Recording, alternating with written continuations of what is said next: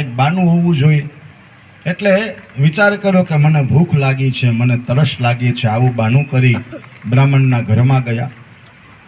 લાકડાનો ભારો બારોબાર મૂકી અને બ્રાહ્મણ છે ને એ ભગવાનની પૂજા કરતા હતા. એટલે એ પૂજાની અંદર જોજો આ ભીલ જ્ઞાતિનો માણસ છે, પણ છતાં એને બ્રાહ્મણને ક્યાંય વચ્ચે ડિસ્ટર્બ નથી કર્યા.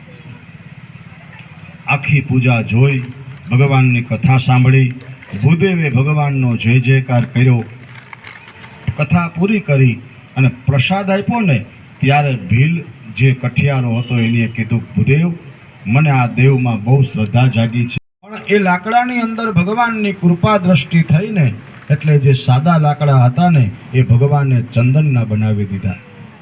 ધનવાન લોકો જાણી ગયા કે આજે કોઈ ચંદનના લાકડાનો વેપારી આવ્યો છે. અનેક ગણા રૂપિયા આપી જે લાકડા હતા એ ધનવાન લોકોએ લઈ લીધા. કઠિયારો ભીલ મનમાં વિચાર કરે છે કે આવું કોઈ દી બન્યું નથી, પણ ભગવાનની દયા થઈ છે. હું રોજ લાકડા કાપીને વેચવા જાઉં છું, પણ આજે તો બધાય બહુ પૈસા આવ્યા છે. એટલે એક પૈસાથી ભગવાનના પૂજાપાની સામગ્રી લઈ પોતાના ઇષ્ટમિત્રોને બોલાવી, બ્રાહ્મણને બોલાવી એ કઠિયારા ભીલે પોતાના પરિવારની સાથે ભગવાનની પૂજા અર્ચના કરી. જે પૂજા કરવાથી એના બધા પાપ બળીને ભસ્મ થયા. એ કઠિયારો ભીલ ધનવાન બન્યો. દરેક મનોકામના એની પૂરી થઈ. આ ધરતીના સર્વ સુખ ભોગવી અંતે મુક્તિને પામ્યો. બીજા અધ્યાયની કથા ભગવાનને અર્પણ કરીએ. રેવાખંડે સત્યનારાયણ કથાયામ દ્વિતીયોધ્યાય શ્રી સત્યનારાયણ ભગવાન કી. અંગ એના વાંકા હતા. આવી કુબજા કંસ માટે રોજ ચંદન ઘસી અને એ વાટકો લઈને જાતી હતી. એટલે ભગવાન ગોવાળિયાઓને હારે મથુરામાં વિહાર કરવા નીકળ્યા. એ રસ્તામાં એ કુબજા મળી એટલે ભગવાને એની મસ્કરી કરી, હે સુંદરી, ચંદન તારું મને આપને. એટલે એ કુબજા હસવા લાગી કે આ કનૈયો છે, એને હું ક્યાંથી સુંદર દેખાઉં છું. સમજો, આઠેય અંગ એના વાંકા હતા, પણ ભગવાને એને સુંદરી કીધી કારણ કે એનું મન પવિત્ર હતું. એટલે ભગવાને એને સુંદર બનાવ્યા. તમારી મારી તકલીફ બી છે કે આપણે બારોબારથી હારા દેખાઈએ છીએ, કપડાથી હારા દેખાઈએ છીએ, બરાબર, પણ અંદરથી એટલા જ આપણે પાપી છે. એ કડવું સત્ય છે, તમારે મારે સ્વીકારવું જ પડે. ભગવાનની સામે ઊભા હોય ને ત્યારે ઈશ્વરને જવાબ આપી શકીએ ને એવી માતાઓ બહેનો ભક્તિ કરજો. બાકી જગત છે ને એ કોઈ દી જહ નહીં આપે. સ્ત્રીઓની જિંદગી અમારા ગુરુદેવ કહે છે 4 દિવાલમાં શરૂ થાય અને 4 દિવાલમાં જ પૂરી થાય. એ ચારેય દિવાલ છે ને એ ધર્મ, અર્થ, કામ અને મોક્ષની છે. એટલા માટે વારંવાર કહું છું કે જે ઘરની અંદર પૂજાપાઠ થતા હોય એ ઘરમાં જેના વડીલો રાજી હોય, રમણમ તત્ર દેવતા, ત્યાં દેવતાઓ રમણ કરવા માટે આવે છે. અને જે ઘરમાં સ્ત્રી દુભાય, જે ઘરમાં સ્ત્રી આહુડા પાડે, એનો ઘરવાળો કદાચ મહિને 5 લાખ કમાતો હોય ને તોય કોઈ દી છેડા ભેગા થાય નહીં. શું કરવા? લક્ષ્મીની ઘરમાં વેલ્યુ નથી તો દોષ ગાંધી બાપુ તો આવવાના ને જવાના છે. લક્ષ્મીજી એટલે સ્ત્રીઓની અંદર. છોકરાઓને મારવા ટાણે તમે કાલી છો, બરાબર, પછી બકાલું જે કાંઈ કરિયાણું લેવા જાઓ છો ત્યારે હું છો, તમારામાં 4 વર્ણ છે. સવારે પૂજા કરો ત્યારે બ્રાહ્મણનું રૂપ છે, છોકરાઓને મારો ત્યારે ક્ષત્રિયોનું રૂપ છે, પછી વેપાર કરો છો લેવડ દેવડ એટલે વૈશ્યનું રૂપ છે, સાંજે તમારા પતિના પગ દબાવો છો એટલે એ શૂદ્રનું રૂપ છે. જ્યારે મહાકાળી બનો છો ત્યારે વિત્તમ એટલે ઘરનો વ્યવહાર ભૂલી જાઓ છો. આ ઇન્દ્રના શ્રાપને કારણે આખા ઘરને તમે ગરમમાં ગરમ જમાડશો, પણ છેલ્લે તમારા ભાગમાં શું આવે? તમારા આળસને કારણે બધું હોય, પણ છતાં પુરુષ બારગામ હોય ને એટલે 100 માંથી 99 ઘરની અંદર વઘારેલી ખીચડી બને છે. શું કરવા? તમારા ભાઈ ઘેર નથી ને આજ તો હાલી. મતલબ દાળ ભાત શાક રોટલી બનાવો છો એ તો ઘરવાળા માટે જ બનાવો છો. આને કહેવાય અન્નપૂર્ણા. બીજાને ખવડાવીને રાજી થાય. અને અમારા ગુરુદેવ એમ કહે છે કે સ્ત્રીઓને ઘરનો કામકાજનો થાક લાગતો કપડાં ધોવા, વાસણ વગેરે, હંજવારી પોતા, એનો થાક નથી લાગતો. પણ જ્યારે એ ઘરનો મેન વ્યક્તિ એની ઇજ્જત ન કરે ને ત્યારે એને થાક લાગે છે. ઘરની અંદર સુખ શાંતિ 2 મહિને 3 મહિને એકવાર ઘરમાં એમ કેવું, સાંભળ્યું આજ ઘરનું નથી ખાવું, હાલો આપણે બહાર જમવા જવું છે, એટલે બૈરાઓ રાજીના રેડ થઈ જાય. અને પછી બીજે દી આવીને આખા પાડોમાં કહે કાલે અમે પંજાબી જમવા ગયા હતા. એ 3 મહિના સુધી ઘરમાં પંજાબીનો કરે, કારણ કે બૈરાઓને રસોઈ બનાવવાથી થાક લાગે છે. પાછું પોતાને ખાવું હોય તો થાક લાગે છે, બાકી બીજાને ગમે એને જમાડવું હોય તો હાલો હું બનાવી નાખું.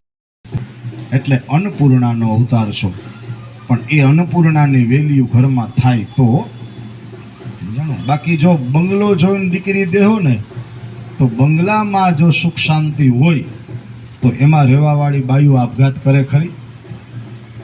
ન કરે. અને નાના માણસ જોઈને દીકરી નથી દેતા કોઈ દી એવું સાંભળ્યું કે ભાઈ કુબામાં રહેવાવાળી દીકરીએ આપઘાત કર્યો હોય? નહીં દોસ્ત. ભગવાનને ખબર છે કેટલું દુઃખ ક્યાં આપવું. જો પૈસાવાળા માણા હોય ને આ બોલાય નહીં. એના માટે ગુરુ હોવા જોઈએ, દીક્ષા લીધેલી હોવી જોઈએ, અને બ્રહ્મ મુહૂર્તની અંદર ઉઠી અને ગુરુ આસનની ઉપર બેસીને તમે માળા કરી હોય તો ગાયત્રી મંત્ર બોલી શકો, નકર એ તમારા ઘરનો વિનાશ કરી નાખશે. કારણ જો ના પાડીએ તમને એમ થાય ગોરબાપા ગાયત્રી મંત્ર બોલવાની ના પાડે છે, પણ કડવું સત્ય છે. આપણા ઘરમાં, આપણા ધર્મમાં એમ કીધું છે કે આપણા ઘરમાં અગરબત્તી પેટાવવાની આપણા શાસ્ત્રકારો ના પાડે છે. તમે વાત મારી નહીં માનો ને, પાકું જ છે ને. અગરબત્તી કરવાની ગોરબાપા ના પાડો છો. અગરબત્તીની અંદર વાંસની સોટી આવે, વચ્ચે હળી હોય ને એ વાંસની હોય, અને હિન્દુ ધર્મમાં ઘરમાં વાંસ બાળવો એ પાપ છે. એનાથી પિતૃદોષ જાગ્રત થાય અને શ્વાસની બીમારી થાય. આપણા શાસ્ત્રોમાં કીધું કે ધૂપને ધુવાડે વહેલા આવજો, અગરબત્તીના ધુવાડે નહીં હો. સમજાય?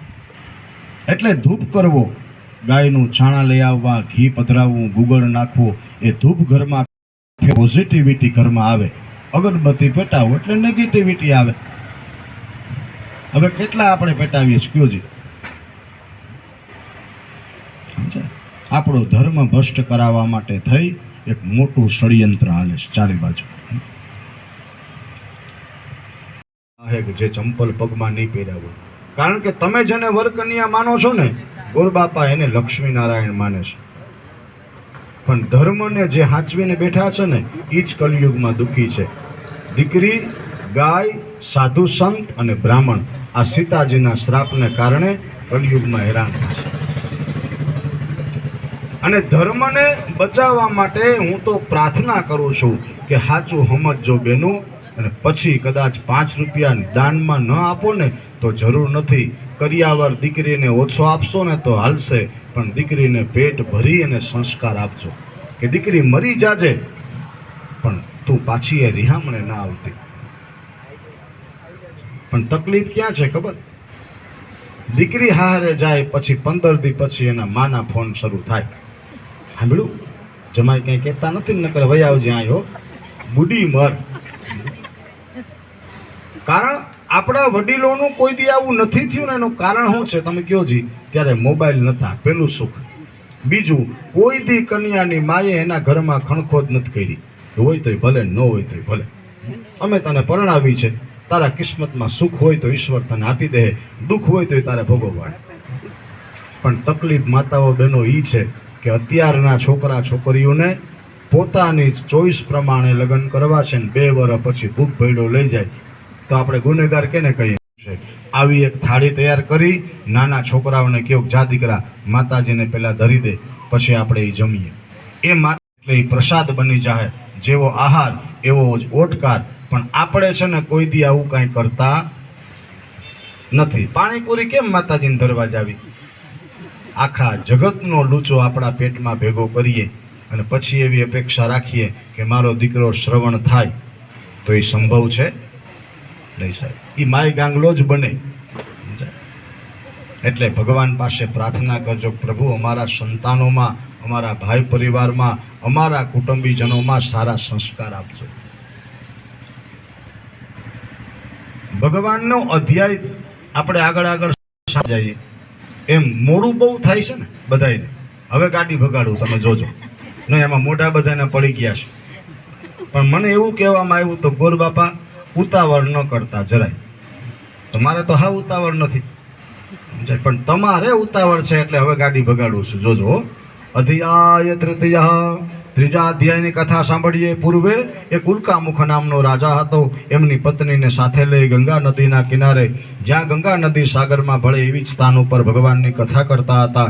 એ કથાના સમય અંતર્ગત બ્રાહ્મણના મંત્ર હતા. એ સાધુ નામના વાણિયાએ વાણમાં બેઠા બેઠા સાંભળ્યા. એટલે ખલાસીઓને આજ્ઞા કરી કે બાજુમાં કોઈ પૂજાપાઠ ચાલુ છે, આપણે દર્શન કરવા માટે જવું. વાણને ઊભું રાખવામાં આવ્યું. બધા ખલાસીઓ વાણીઓ બધા રાજા રાણી પૂજા કરતા હતા ત્યાં આવ્યા, વંદન કર્યા, કથા સાંભળી. કથા પૂરી થઈ એટલે રાજાએ પ્રસાદ આપ્યો. પ્રસાદ હાથમાં લઈ સાધુ નામનો વાણીઓ બોલ્યો, પ્રભુ જંગલમાં આ તમે ક્યાં દેવની પૂજા કરતા હતા? રાજાએ કીધું કે મારા ગયા પછી માટે હું ભગવાનની કથા કરતો હતો. સાધુ નામનો વાણીઓ બોલ્યો, રાજા સંપત્તિ તો મને પણ ભગવાને ઘણી આપી, પણ સંતાન સુખ આપ્યું નથી. જો આ ભગવાનની કથા કરવાથી મારે અહીંયા ભગવાન પારણો બંધાવશે ને તો હું પણ ભગવાનની કથા કરીશ. પ્રસાદ લઈ વેપાર કરવાનું ટાળી પોતાના ઘરે આવ્યો. પોતાની પત્ની લીલાવતીને વાત કરી કે લીલાવતીએ કીધું, પતિદેવ આપણા દીકરીના જન્મ પહેલાની એક માનતા છે, આપણે પૂરી કરી લઈએ. સાધુ નામનો વાણીઓ કહેવા લાગ્યો, અત્યારે નહીં, ભગવાનની દયાથી ખૂબ સારો વેપાર ચાલે, જ્યારે સમય મળશે ને ત્યારે ભગવાનની કથા કરશું. સમય અંતર્ગતે એ પાછો વિદેશ કમાવા માટે વયો ગયો. ઘણા વર્ષો સુધી અહીંયા વેપાર કર્યો, ઘણું બધું ધન કમાઈ પોતાના ગામમાં આવ્યો. એટલે દીકરીને મોટું થતા વાર લાગતી નથી. પોતાની સહેલીઓની સાથે રમતા જોઈને પોતાની દીકરીને, એટલે સાધુ નામનો વાણીઓ કહેવા લાગ્યો, અરે રે મારી જિંદગી મેં કમાવામાં કાઢી નાખી, મારી દીકરી નાનપણ મેં જોયું નથી. પણ કાંઈ વાંધો નહીં, મારી દીકરી ભગવાનના શ્રાપને કારણે કોઈએ એની વાત સાંભળી નહીં. આ બાજુ કલાવતી લીલાવતી બંને મા દીકરી ઘરે સૂતા છે. રાત્રિના સમયે ભગવાને બે ચોરને મોકલ્યા. ઘરમાં જે કાંઈ હતું એ બધું ચોર લોકો ચોરી ગયા. સજ્જન માણસ છે ને દુઃખમાં પણ ધીરજ રાખી. કીધું કે આપણે ભગવાન એક